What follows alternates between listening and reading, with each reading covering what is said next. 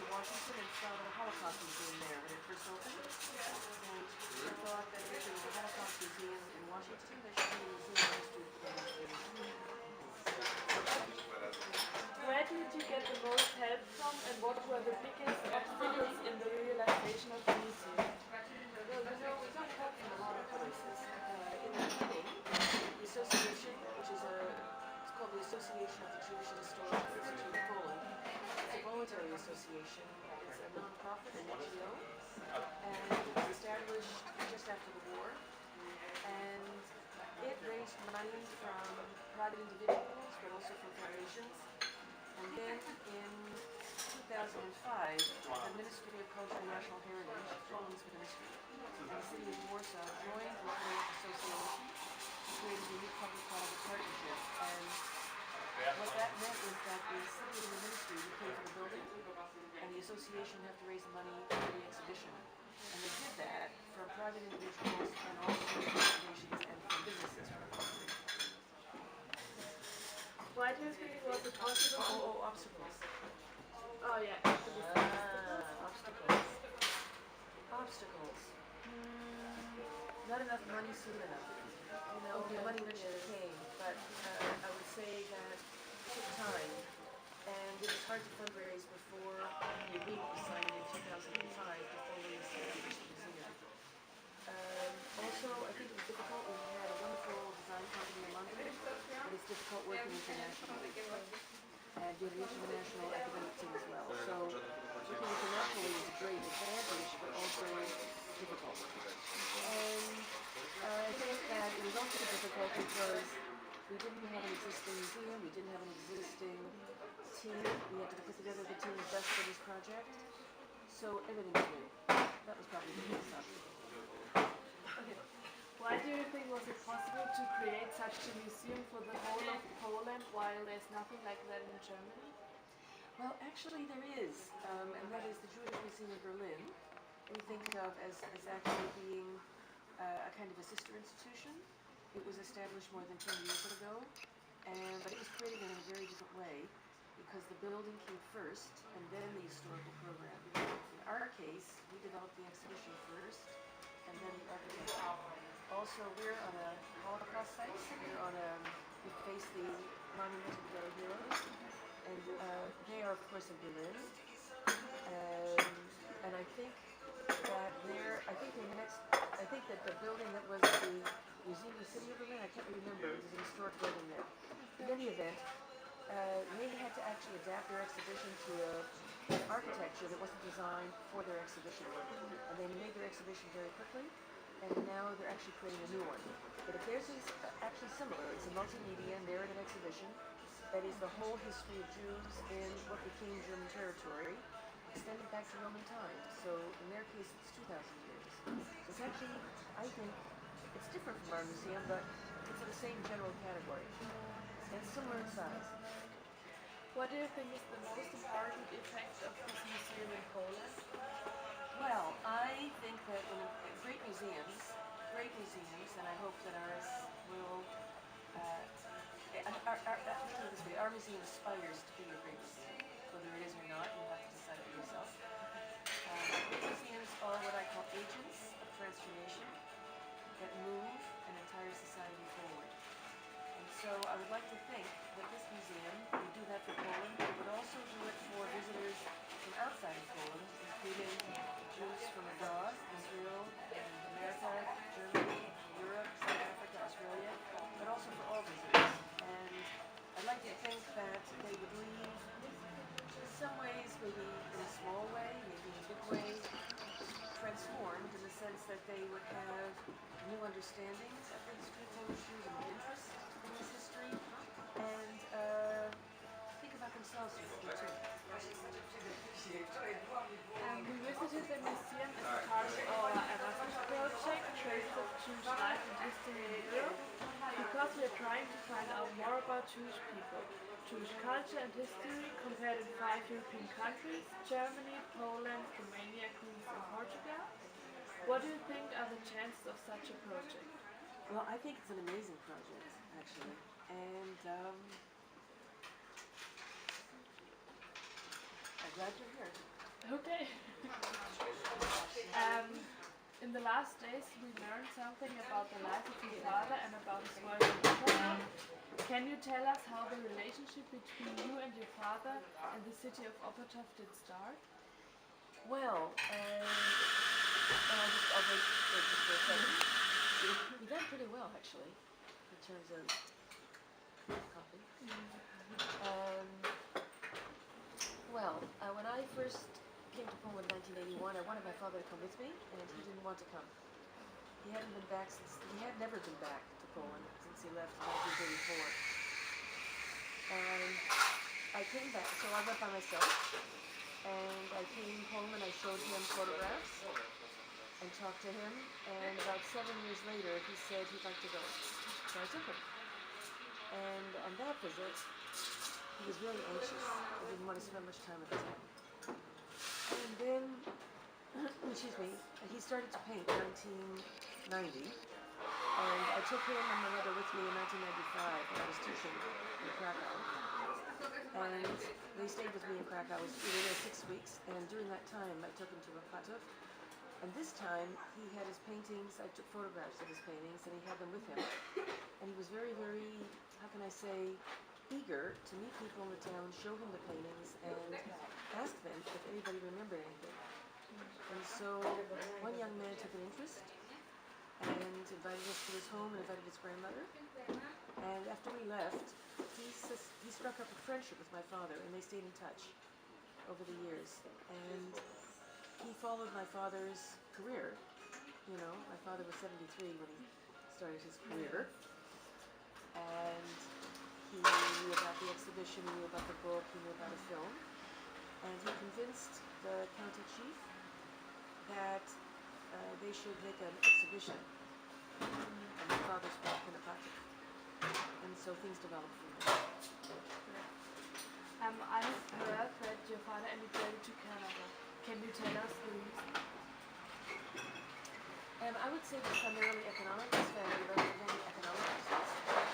He, as a young man, said he left because he couldn't see a future for himself. That was basically why he left. And how was the life of your father after the immigration to Canada? I don't think I think maybe for him it was a huge opportunity. When he first came to Canada, he tells a nice story. He says he came in February, it was a very, very cold winter, and Canada, as you know, is quite cold. And he heard a fire engine, and in Arbeit, if he heard the fire engine, he could run after it and get to the fire.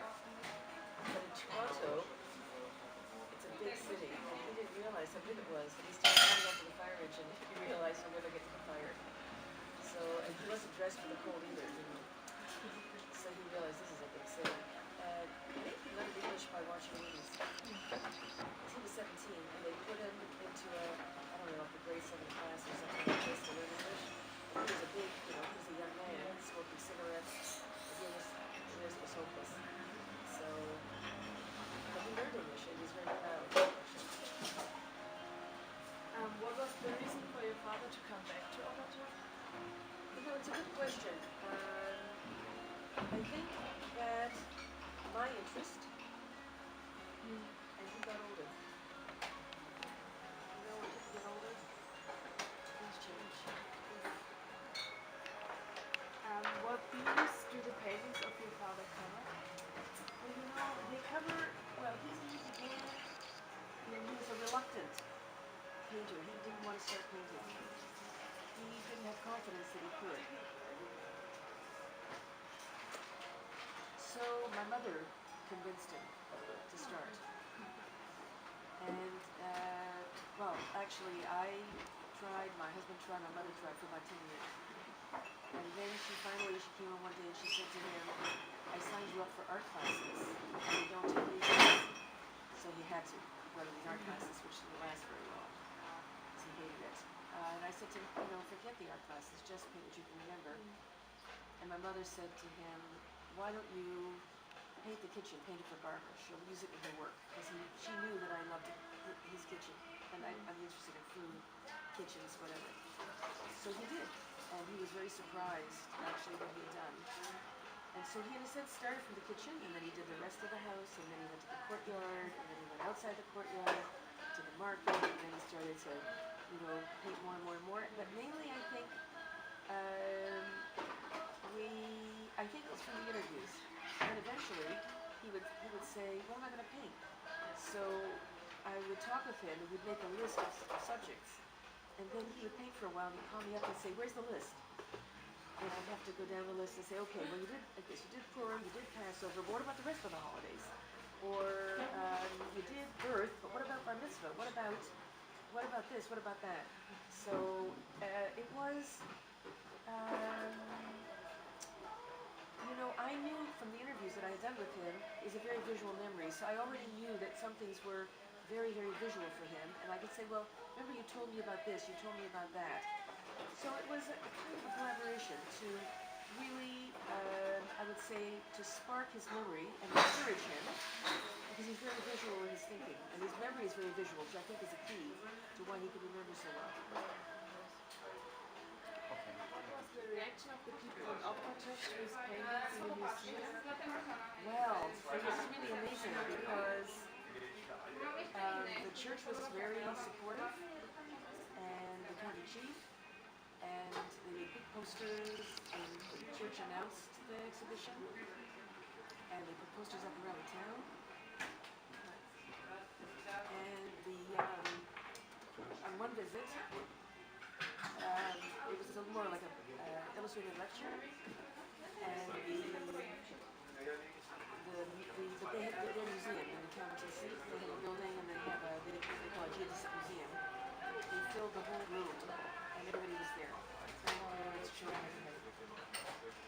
And they gave my father a standing ovation. And then for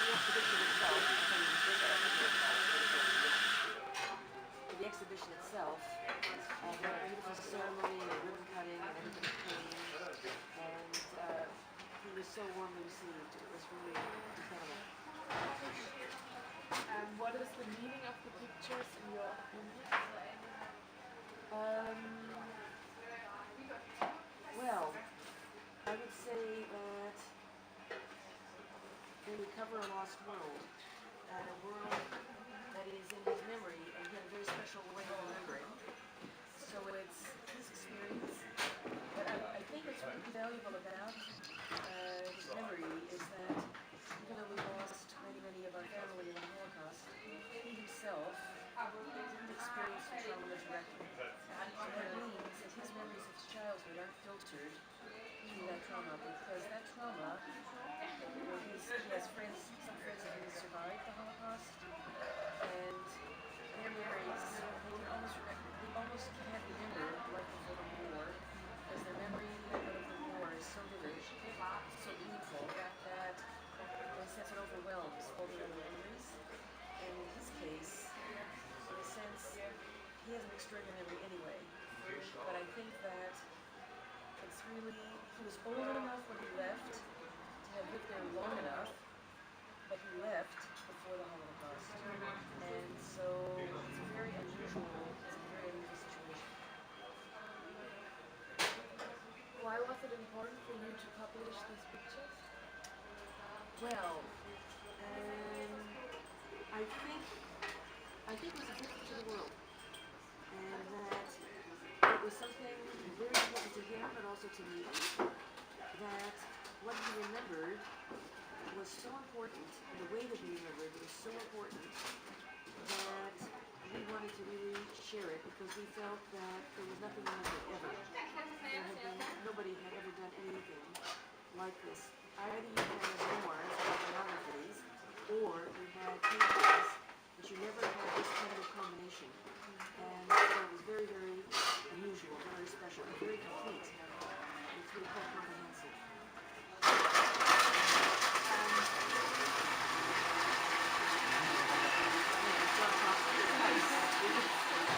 How do you see the contribution of these pictures to the representation of Jewish life and culture? Well, first of all, it's a visual account from one person's experience, and it's also, I would say, uncensored and unvarnished, meaning that it's all aspects of life, the good, the bad, the ugly, the obscene, the scatological. It's also, there's wit, there's humor, there's irony, and I would say that there's less fantasy than in other treatments, and there's more irony, more humor, more, I would say, it's a very individual vision. Okay, these were all our That was questions. it? That was it. Oh my goodness. Well, now you take, just 1 second. So, a quick tip on interviewing, since this is my specialty. Okay. You can always ask the person who answered the question, you can always say, can you say more about that? Or do you have anything to add to that? Okay, And well, then you'll get fuller answers. do you have anything to add? After every single question.